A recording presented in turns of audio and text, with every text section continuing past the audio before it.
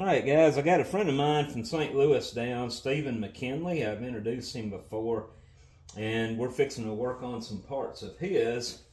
We're going to fit them in while we're molding up some other stuff. What are these things we're casting? Looks like piston Actually, rods. The brake part you made for me, Uh-huh. these are the levers that actuate the brakes. Okay. So there's rods that attach to them, and then on both ends, and then when you step on the brake pedal, why these turn and actuate the brakes. And what does this piece do? It's still part of the brakes, but it's part of the lever action. There's a little complicated lever action that it goes to do. So. And what year model is this car? It's a Chevrolet, right? 1914 Chevrolet Baby Grand. And what we're going to do to make this so where he can drill these holes out easily, we're going to cast this solid, and he's going to go in and machine this out.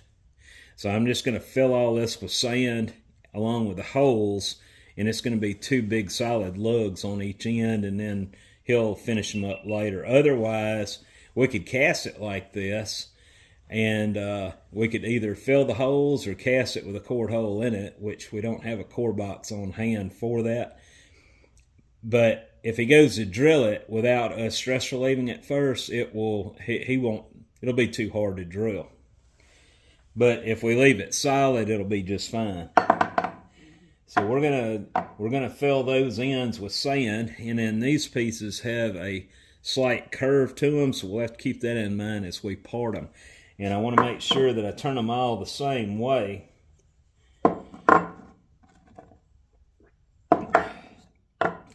Flipped up the same way before I start, and that way when I find the parting line on one, it'll be the same on the other 2. Now I'm going to put a runner this way, and that'll feed 2 of them this way, 1 of them this way, and we'll tie in and feed this piece with the rest of it. But for now, let me fill this up with clay before we get started. As you can see, I filled that in with clay, and I'm going to lay it right here. It rained last night, so our humidity is going to be causing sand to stick to all our tools. I didn't get a chance to dry them out.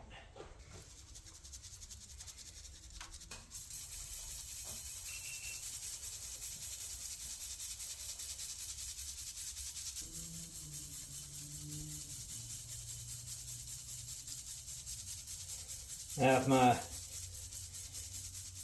voice sounds rough, it's I've got a bad cold I've had for a week now.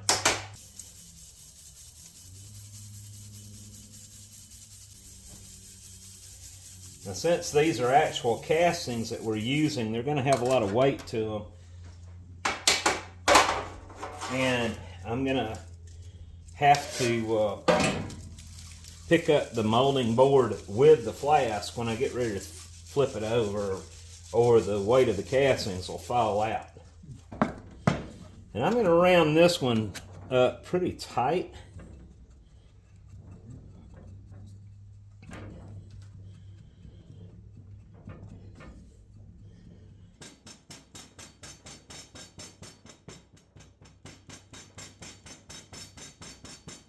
All right, so I'm happy with that.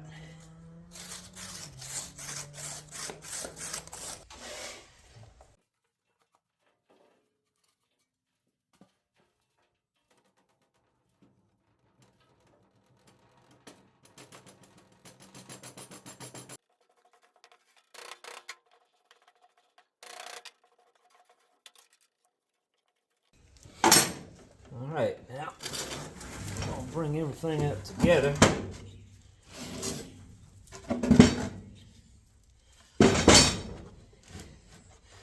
And now we're going to have to create our parting line on this. Kind of go down halfway.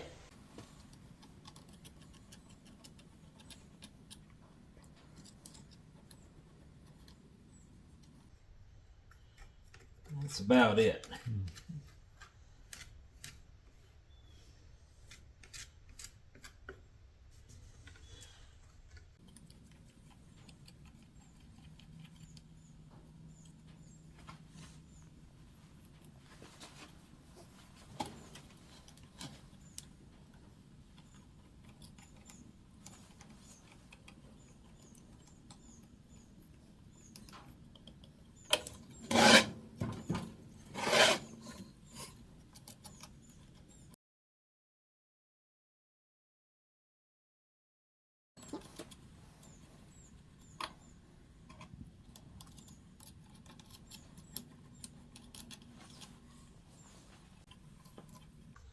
Gotta kind of be careful here. I don't want to take too much sand out or these will fall out.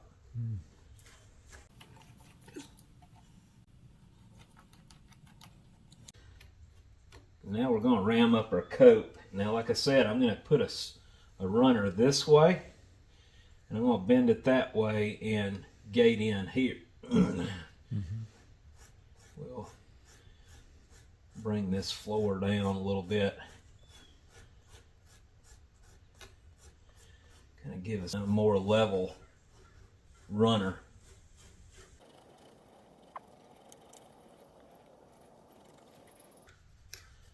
All right. Put the coat on. Now we're going to dust it.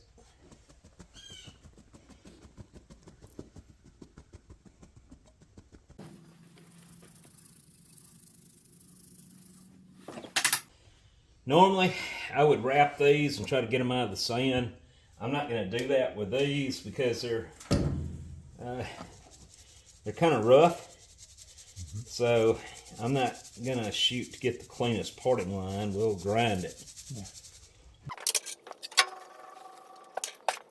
Like I said, I'm not going to ram up the cope as tight as I did the drag.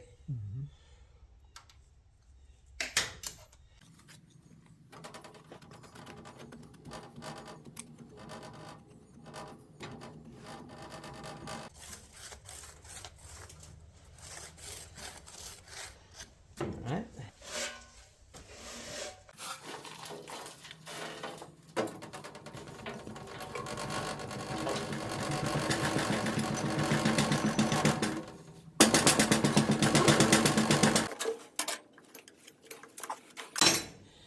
And now we're going to put our sprue in, and I said we're about a thumb over and a fist up, so it's going to go right here.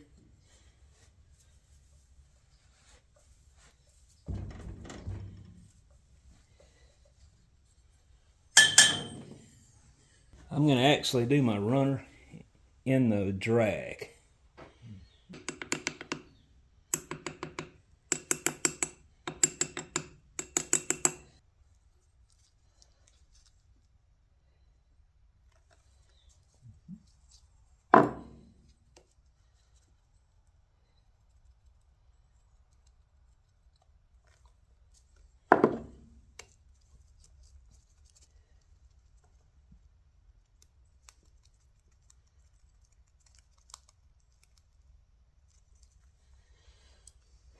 Took a little parting line, but like I said, we're going to grind that in anyway.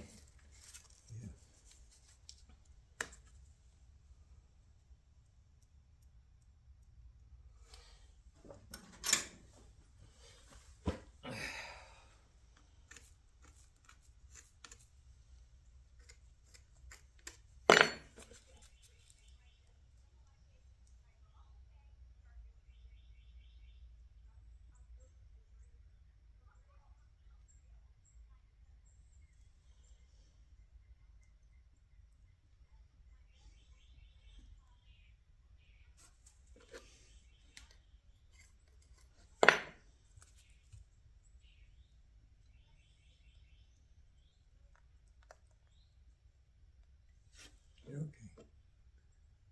That's all right. More material's fine. Now, I don't want to pull a huge plug out. Beautiful. An artiste at work there.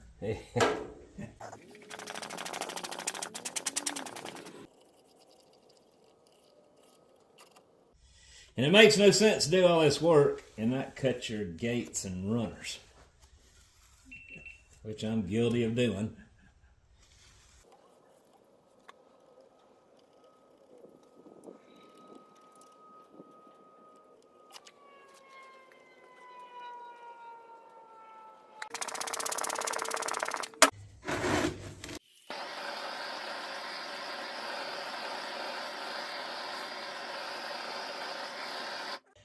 Our pouring basin is going to be right here, so I'm going to set it on the ground like that. Now, our runner goes this way, so I'm going to put some scratch vents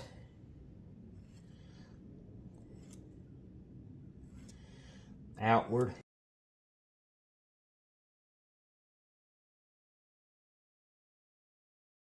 All right.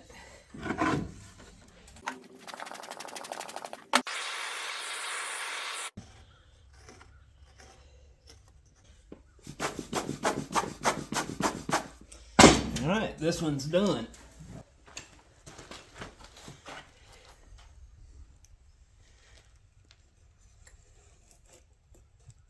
So I'm gonna knock out some pieces for Mr. Ron Gerlach of Santa Ana, California, and these go on a 1905 hit and miss engine.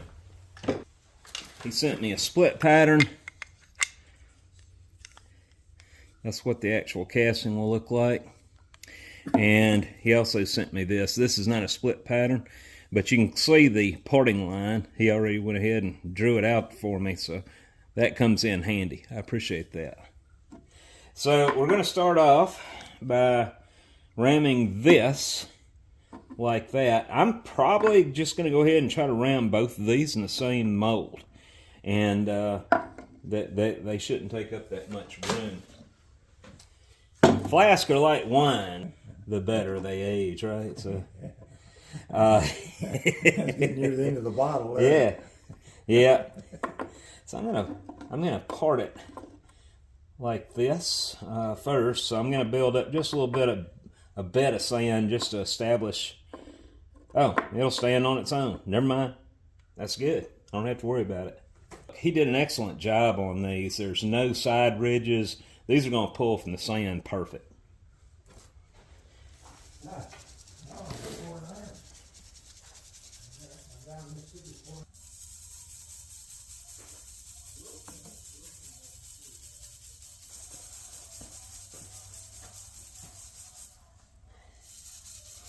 may be coming out of this cashmere before it's over with.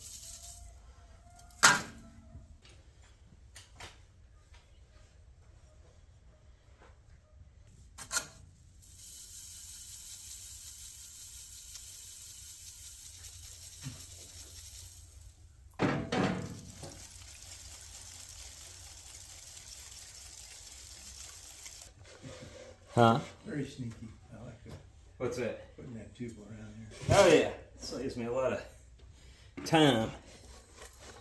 But I didn't look at something too good here. I may need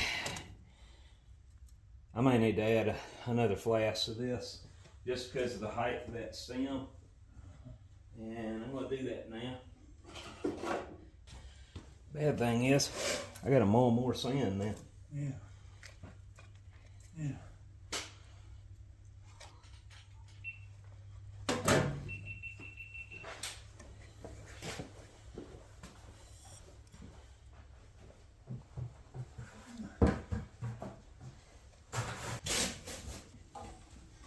You know what?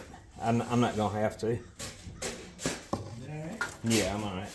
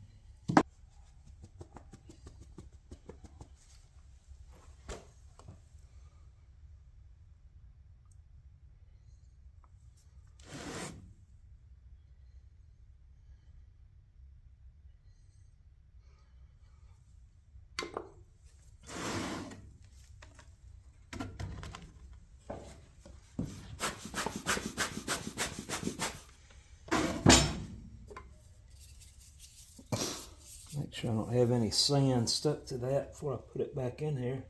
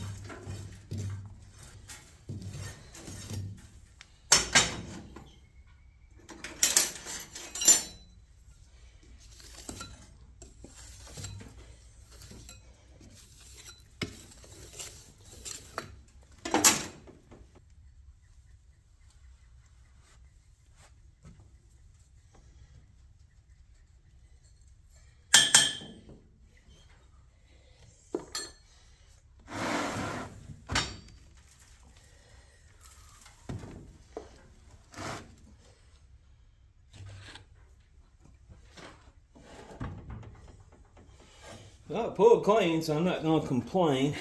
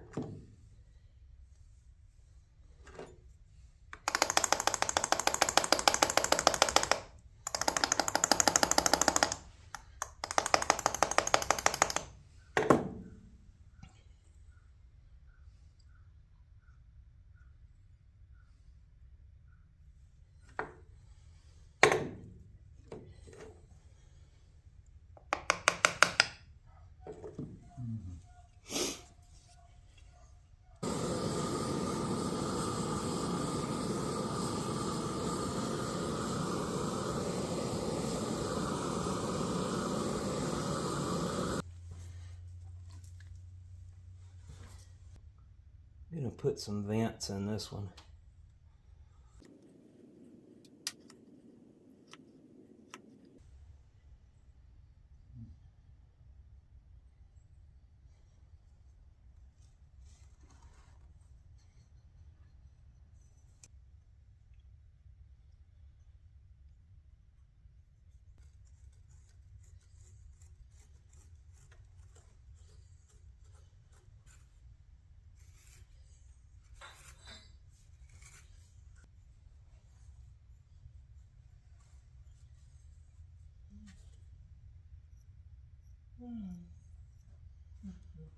Getting tired, Steven?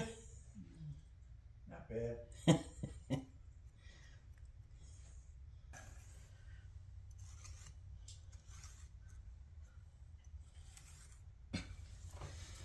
This ain't gonna fail if I don't connect it. Yeah.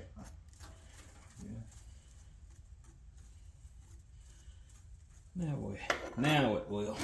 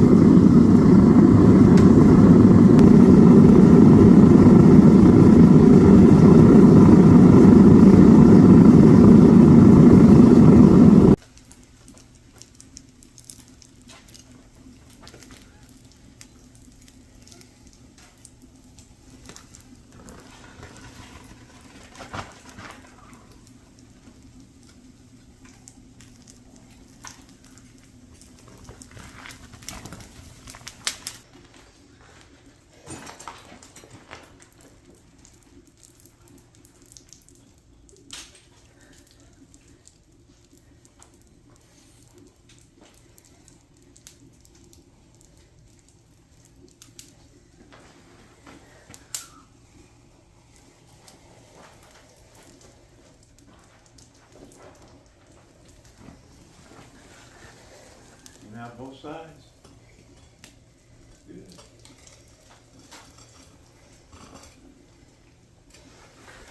Beautiful.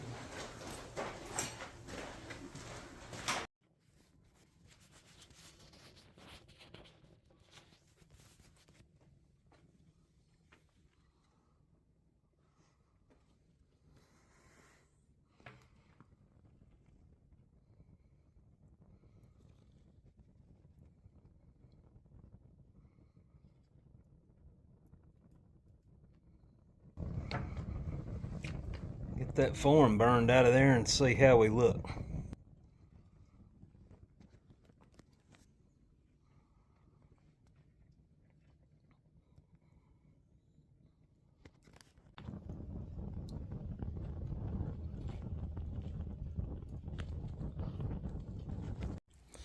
Okay, guys, I've already got the form cooked out of the mold, and I'm just letting it simmer over an open fire now. This is some of the castings we did at the earlier part of the video. The first ones that we molded up went to Steve Mckinley. He was here.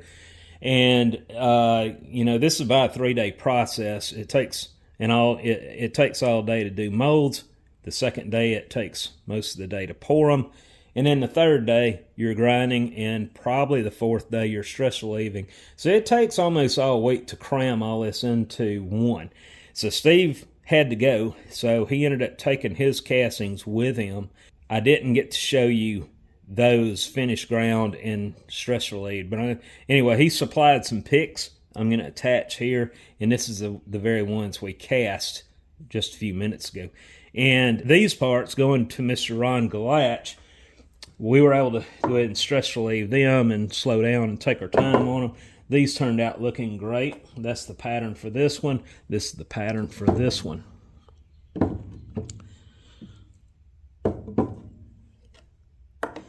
But anyway, this is a 2-piece pattern. That's a solid. There is some rough areas here that Ron's going to have to address grinding, but I didn't want to do it because I don't know how much he allowed for machining. So, you know, I got the rough edges down on it, and I'll let him take it from here. But the other parts that we did, I'm not even going to show you the castings because they didn't turn out. It was those right there. I've had this for a while now, and I've been trying to get him some good castings. We had some that came very close, but I have decided on the next attempt, we're going to cast these vertically, put the riser up here, and get these things out the door. That's the third round that I'm going to have to deal with, and anytime you pour anything vertically, it adds to the headache. So anyway, the next thing I have to do, other than ram up more Cloud 42 castings, Keith Rucker straight edges, is get the liner made for the tilt furnace. And we're going to be doing that very soon, but I still have to make the center core, the form that's going to create the center core, in order to start ramming. So I'm going to get on that now and see how far we can get. I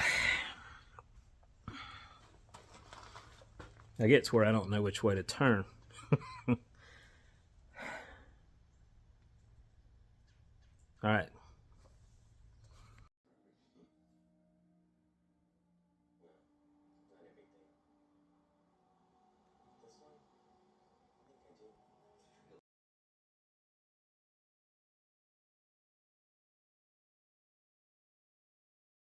For those who have been asking about the Windy Hill Foundry hats, these are now available on my website, windyhillfoundry.com, under stores, or you can click on the above link.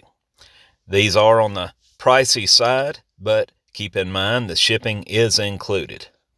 Have a good day.